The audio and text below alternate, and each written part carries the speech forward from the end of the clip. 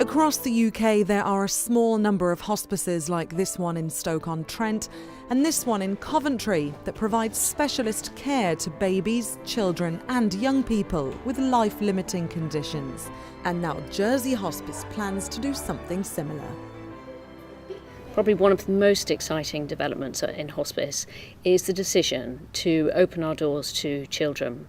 And this is obviously a big project for us, which is going to involve capital investment and a new building that's purpose-built to provide this facility.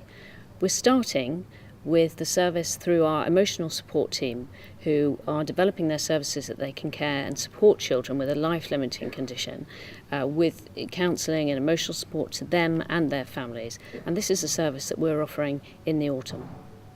Such an expansion of care would only have been a dream back in 1982 when the original Jersey Hospice in Grouville first opened its doors. Today, the location and building may have changed a lot, but the ethos of Jersey's first hospice, and indeed of the original hospice movement, are very much still alive.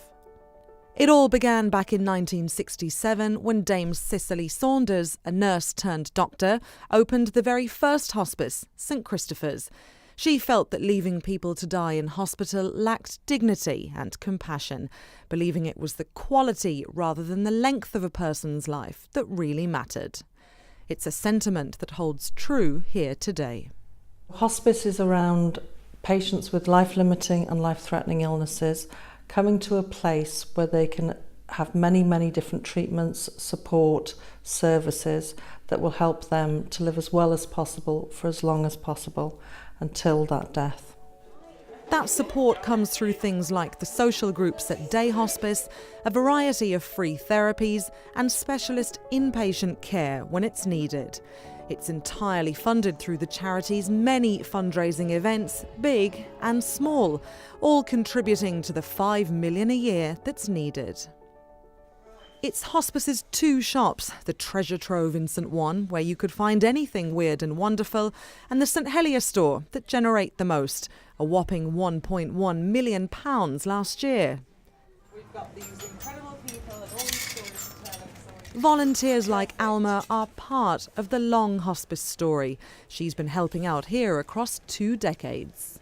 I think that they get more people coming in, so many people have had cancer and things in the family and all, and we think we're putting back something that we've taken out.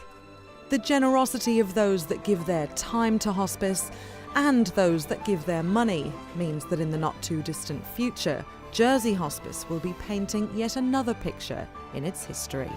Jessica Savage, ITV News.